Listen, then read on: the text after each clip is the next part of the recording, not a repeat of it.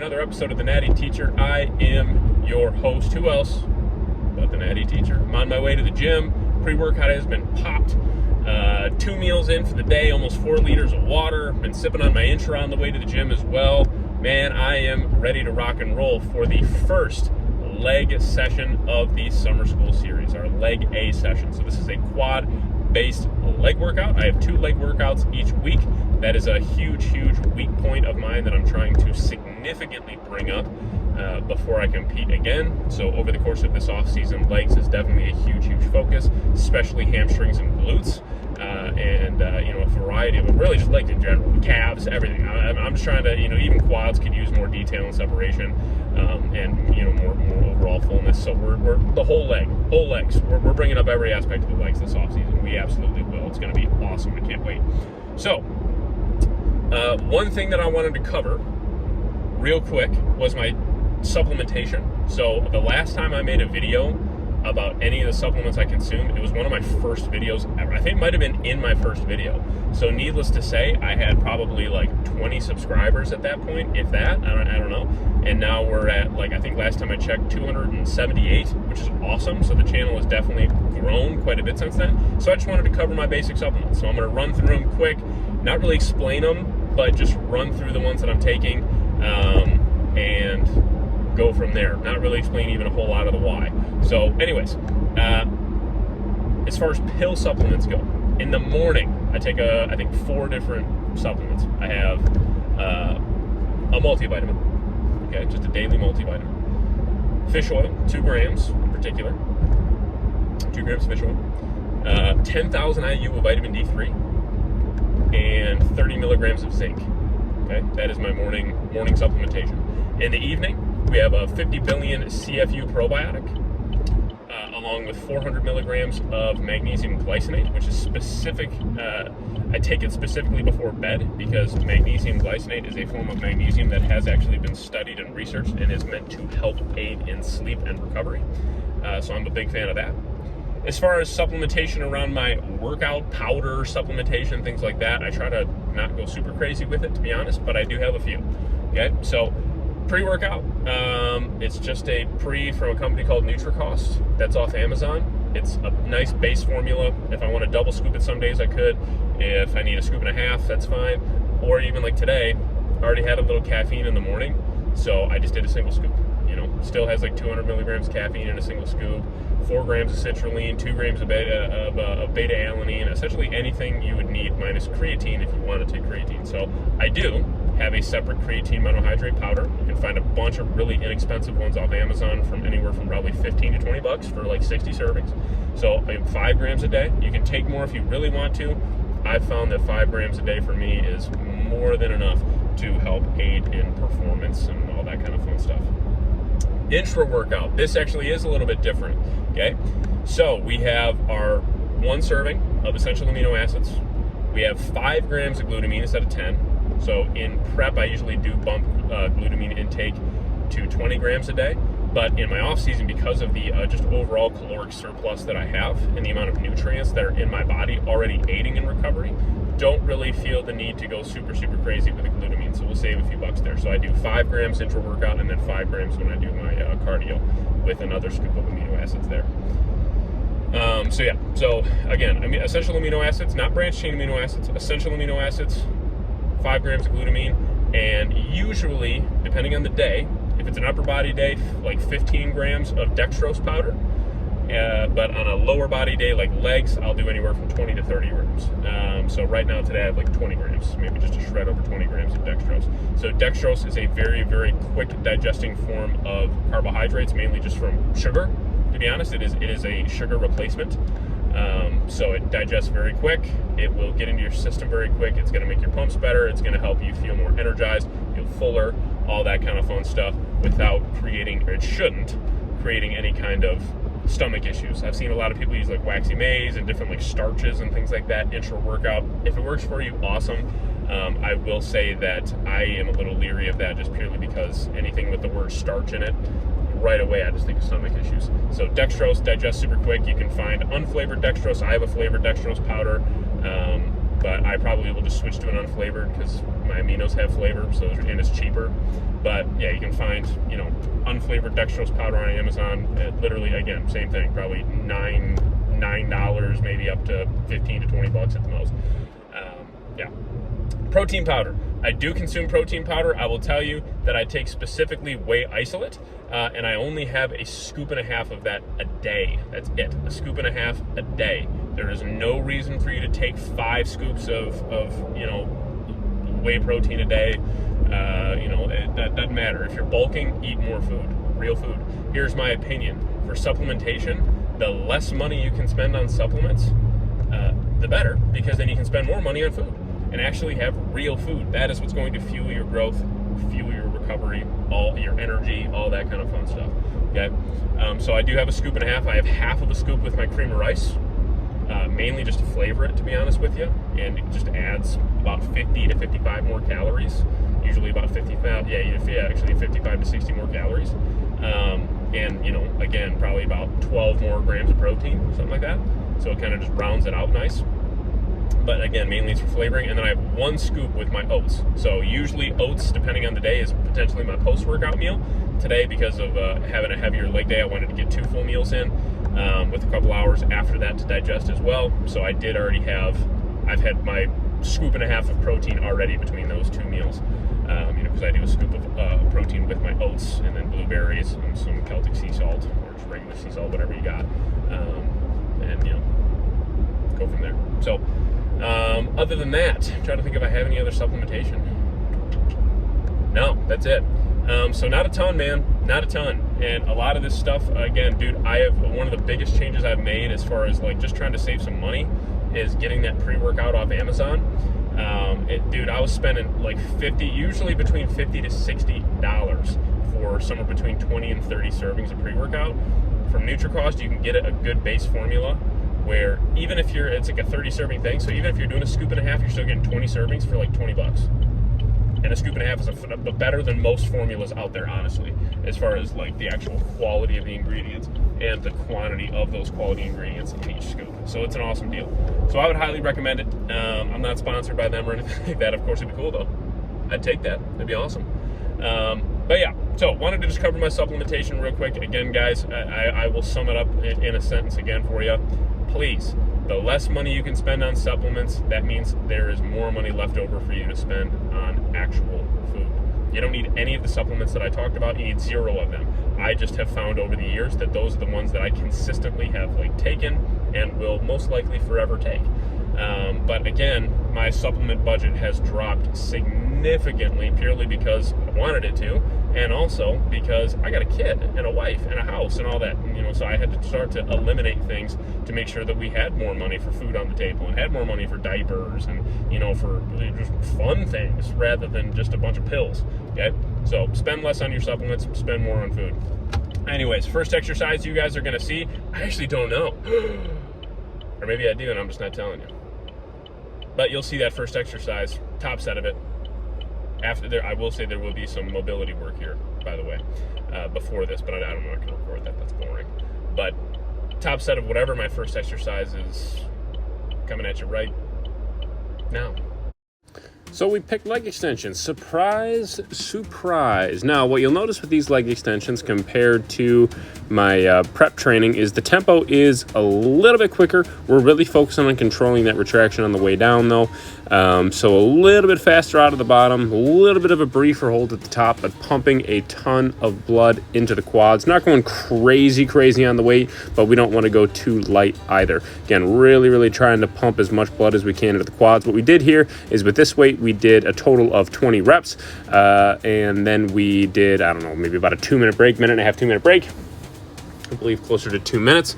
Then we did another set with this weight for a total of 20 reps, and then peeled a 25 off there, did another 10 reps, peeled another 25 off there, did another 10 reps. So we really did some good pre-exhaustion to start the leg workout. This was after some mobility work and after a couple of warm-up sets. Now, on to the exercise that humbled me more than any other exercise has humbled me before, potentially.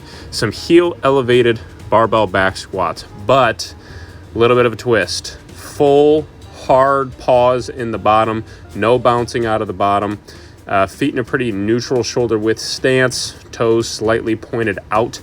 Guys, this was probably the hardest set of squats I've ever done in my entire life. Again, this made me feel like, 225. I did this for a set of 5, a top set of 5. Did 2 back off sets of 185, both 8 reps apiece.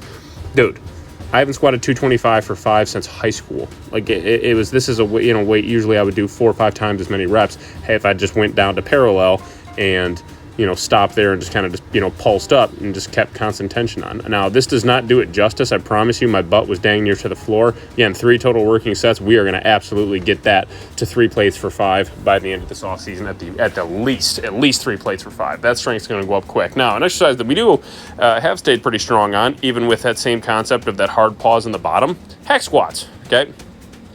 Again, what you're going to see here is a nice controlled retraction on the way down, getting a full stop in the bottom. So not even just like a quick pause. This is a full-blown stop in the bottom. Again, you can kind of see that those knees are slightly pointed out along with the toes. Find a good comfortable spot for your feet to go to where you can get a good full range of motion and you're not doing too much damage on the knees. Of course, we want to still have our knees up over the toes if we're trying to bias the quads, but we also don't want to do too much damage to the joint itself here, okay? So make sure that you find a comfortable spot. For me, it's about halfway up the foot pad. Some people go really, really low. Some people go really, really high. But for me, about halfway up seems to hit the quads really well, and I can get a good, deep, full range of motion here. So 3 working sets here as well. So 6 working sets of quads, or 6 working sets of squats today, I should say, between the 2 variations. Brutal.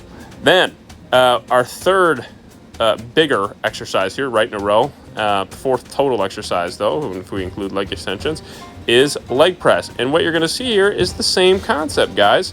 Again, allow the weight to really, really come all the way down and make sure that we're getting that good full range of motion. Okay, so again, we're sitting in the bottom. Find your dude, put it this way.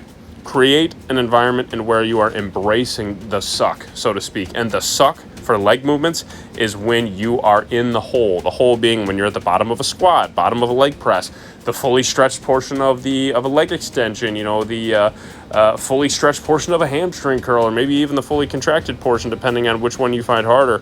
Dude, find whatever part of that movement is the hardest and emphasize it. Embrace the suck, because I promise you, when you're in the hole in these, like instead of just rocketing out and just bouncing out of the bottom, the amount of weight you'll have to use is going to be significantly less. The amount of the amount your ego is probably going to be hit is going to be significantly more, but the amount your muscles are going to grow is going to be significantly better. I can promise you that. Okay, and this is just the beginning for me. I want to get back up to my normal strength numbers, but with this kind of form. No knee sleeves today, no belt, no nothing. We were just raw dogging this bad boy. I think I talk about that in my outro as well here, but dude, just embracing the suck. Leg pressing in my off season here, I do want to keep this in the higher rep range.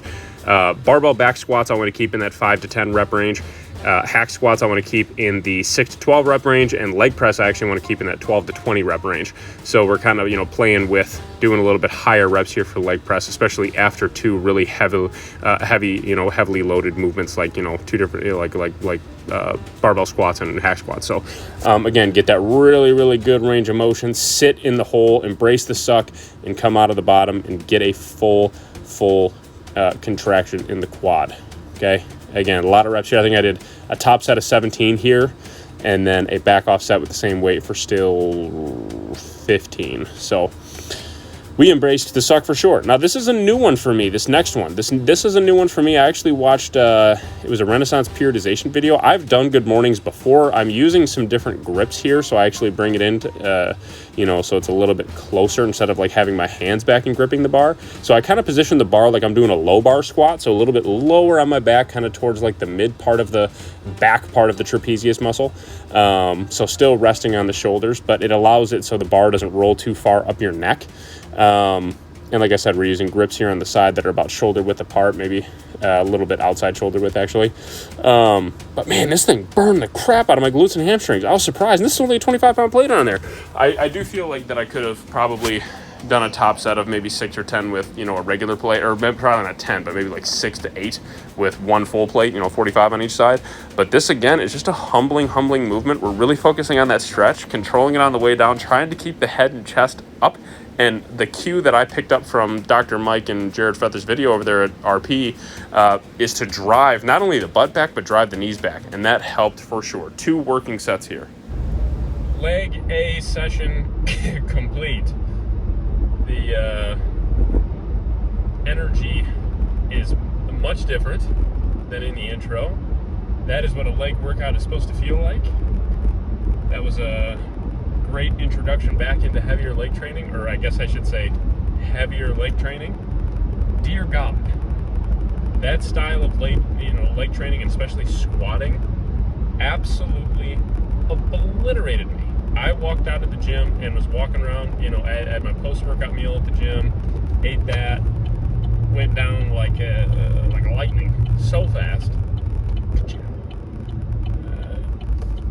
Holy crap, man! I'm like, that was a lot.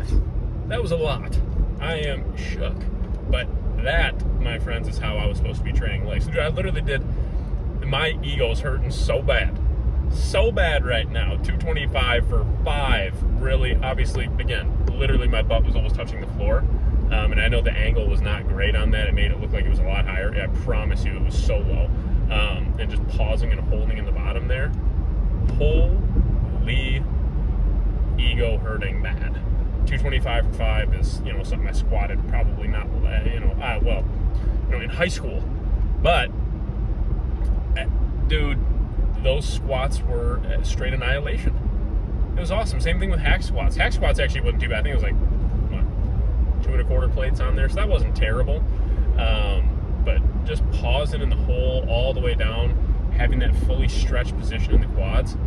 I didn't have knee sleeves on, I didn't have a belt on, I didn't have any of that kind of stuff on, and I'll tell you what, dude, my knees felt great the whole workout. Just raw dog the bad boy. My knees felt great, and they still do. No aches or tweaks or pains or anything like that. But I'll tell you what, my quads and even my hammies, it's a whole different story. Man, I'll tell you. So definitely going to progress with those squats. I know that those will jump quick. I have a very strong feeling we'll be adding quite a bit of weight to that pretty fast as I get, reacclimated to barbell squatting again. But that pause at the bottom and just sitting in the hole like that for a good 1 or 2 count, I would say even closer to like maybe a 2 or 3 count, to be honest. Brutal. Dude. Again, my ego's hurt, but I'm trying to drop it. I'm trying to not even worry about it. We gonna keep rocking with it and progress with it. Wow, tough workout, man. But again, like I said, post-workout meal is down. I do have some evening cardio tonight, so I'm probably at this point just gonna wait for my wife to get home. So probably around 6 p.m., 6:30 or so, I'll hop on the bike for a half hour. So we'll probably actually eat again before I do my cardio session. I still have 3 more meals. It's almost 4 o'clock, so I do have some catching up to do with the eating for sure. But we'll get our meals in, don't worry. But yeah, man, awesome workout. And put it this way, it was like a 15 out of 10 workout as far as the actual goal of blasting the quads. Dear Lord. Also, as a reminder, I did do 3 working sets of seated calves and also 3 working sets of decline crunches. That stuff was just not filmed because it's, I would argue, the more boring stuff to film. I wouldn't want to watch that, so I'm not going to have you guys watch it. So, yeah, man, great workout for sure. So we're going to go rest up a little bit before cardio, eat another meal, chill, nap, maybe. Dear Lord. I don't know, something. Yeah. But anyways, thank you for watching. I appreciate it. Make sure if you have not subscribed that you subscribe, like and share, comment, all the things for the algorithm, man. We're growing. Hit 280 subscribers today. I've noticed the last couple days, my subscriber count has kind of consistently gone up by 5, 6, 7 subscribers a day. So I'm going to continue to just pump out content. We're going to be at 300 subs, hopefully, by the end of this week, man. We'll be close to it, and then next it's 400, 500, 1,000, and we're growing, man. We're growing and going. But join me tomorrow for an early morning push session. Another early day, push B. A couple different exercises in that routine as well that I'm excited to throw in and try. Very excited, actually. So that'd be cool. But yeah, for now and for today, I'm the Natty Teacher. And summer school, for today at least, is out. I'll catch y'all tomorrow.